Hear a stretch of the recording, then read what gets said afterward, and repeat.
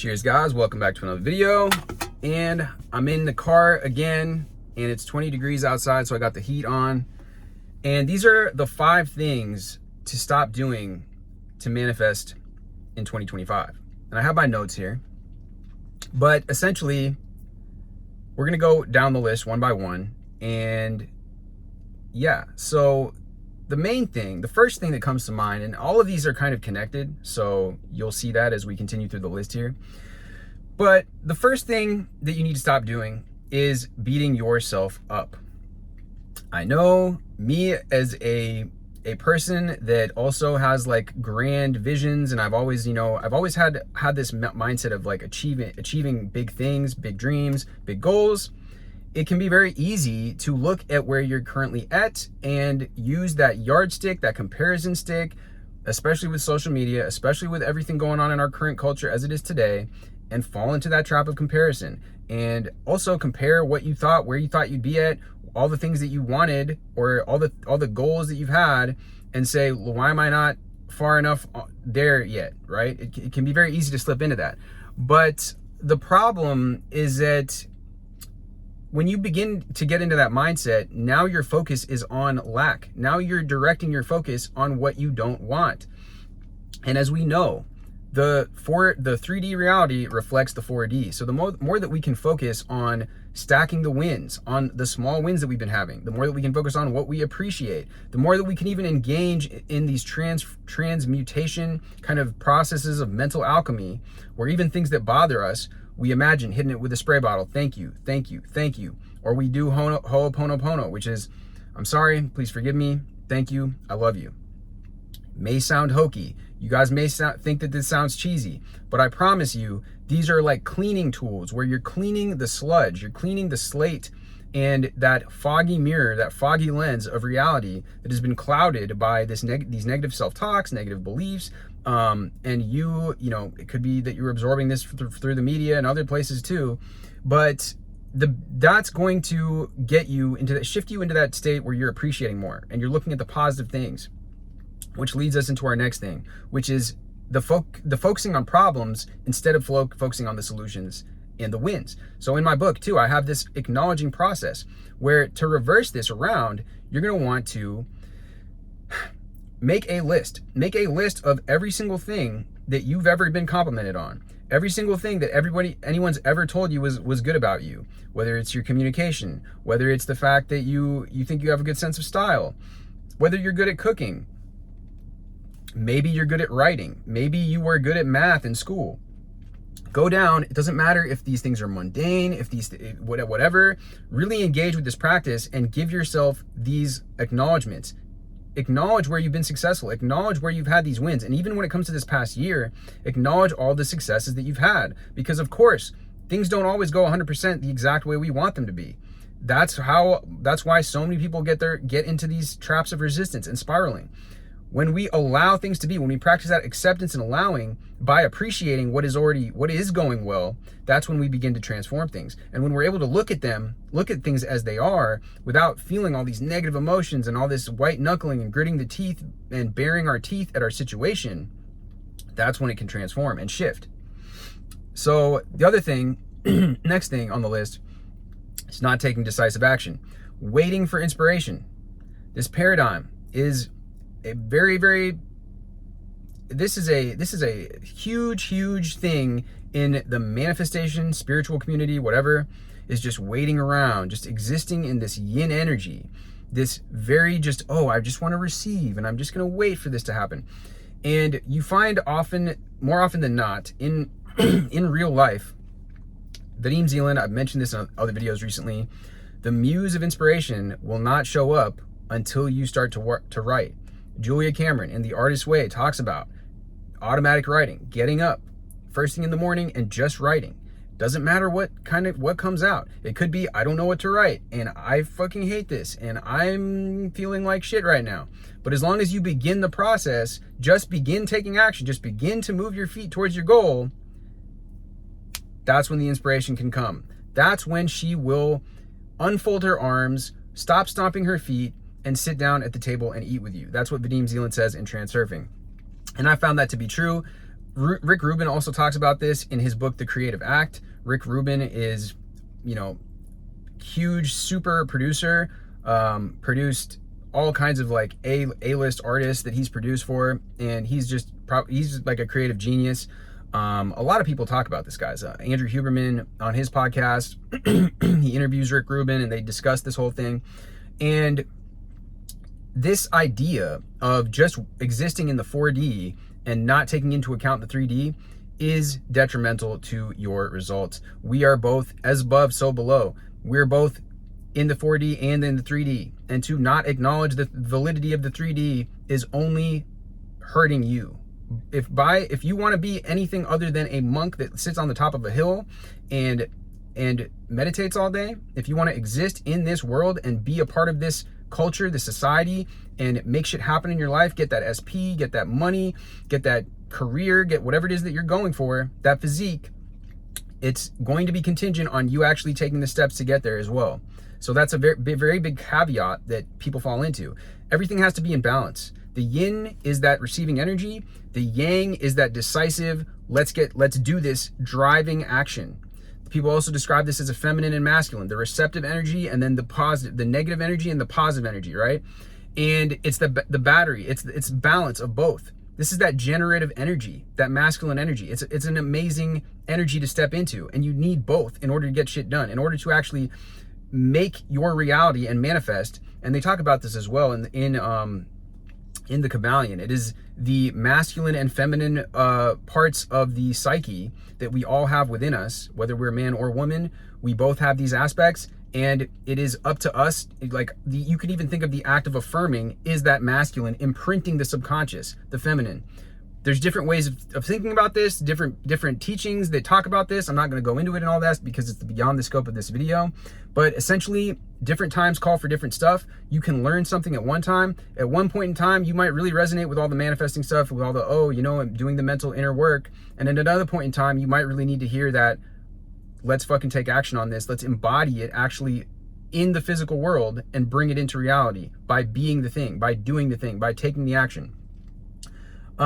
Okay, so the never-ending scrolling. Yeah, this is just something that is just, everybody does this nowadays, right? But it's just this, even if you're in this productive mode where you think you're learning content, you think you're learning, you're just scrolling all day long. The thing is, again, that's, like I said at the beginning of this video, all these things are connected, because if you keep scrolling, if you keep seeking for that information, whether it's manifesting content, whether it's, making money content, it could be any of these things, but if you don't begin to actually do the thing, whether it is your manifesting practice, your affirmation practice, your mirror techniques, your, could be like cleaning up your diet, it could be getting in the gym. You could be watching all the content in the world on this stuff, but without actually getting off your ass and doing it, you're not really moving the needle. We deceive ourselves. We convince ourselves that we are being productive by scrolling endlessly and watching a million different videos, but that's the deception that's going on, because we actually need to begin to be the thing, to do the thing in order to get results with it.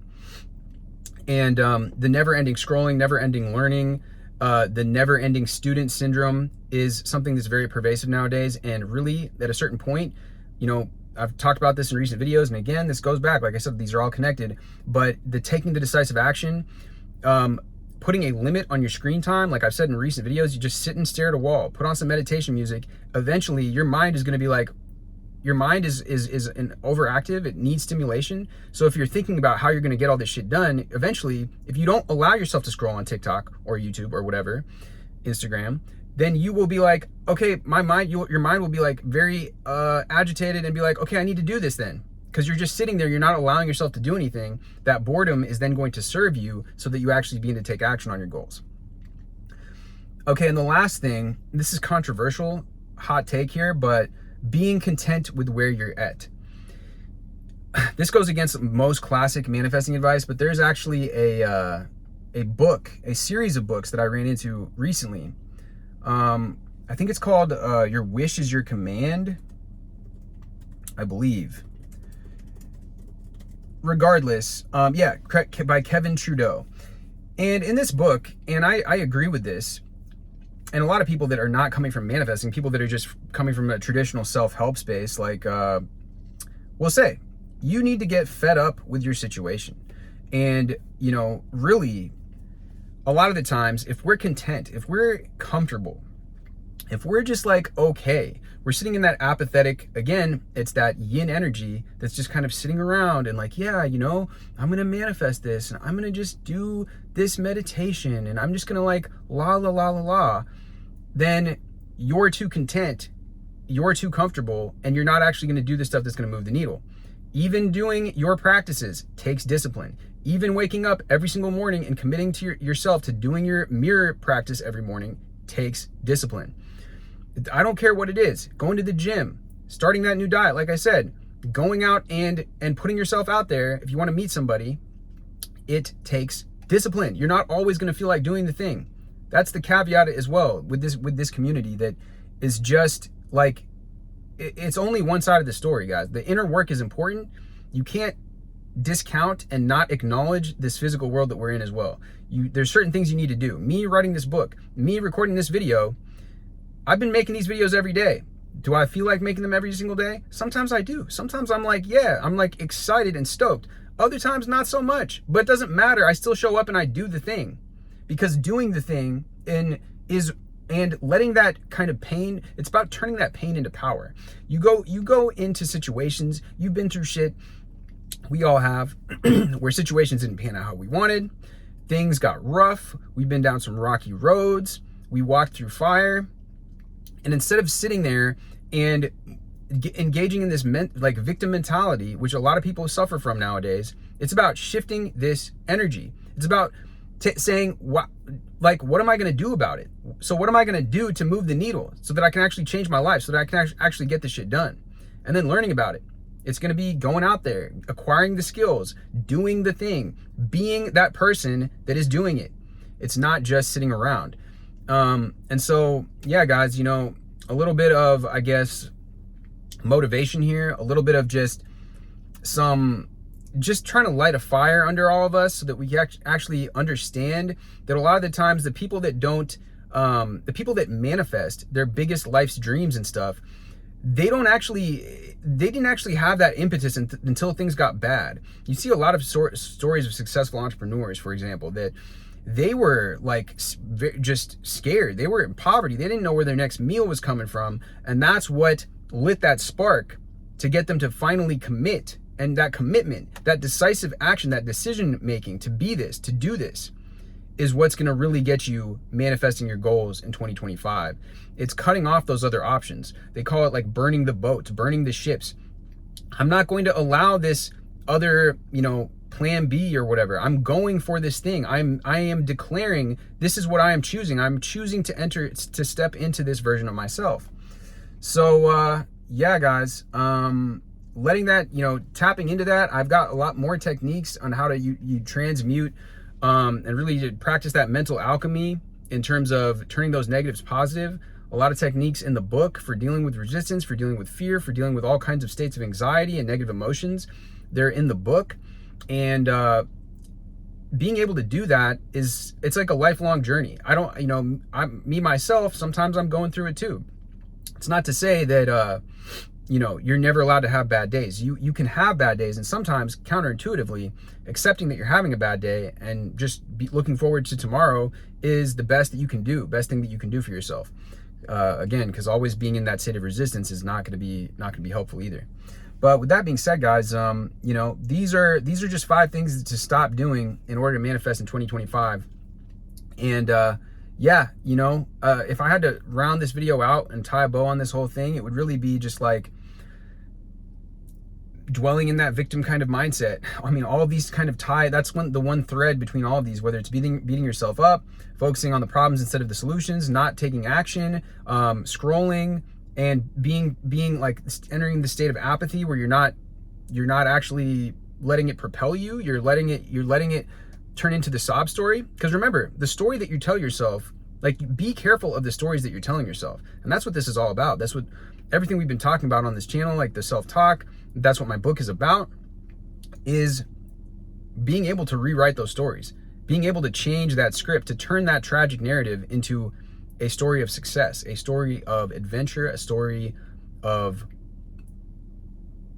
you can be proud of, right? And a lot of the times it takes boldness, it takes action, it takes decisive action. And so that's what I wanted to impart with you guys in this video. With that being said, guys, much love as always. Drop this with a comment. Let me know your thoughts down below. If you're interested in the book, the link is in the description. And I will see you guys in the next video.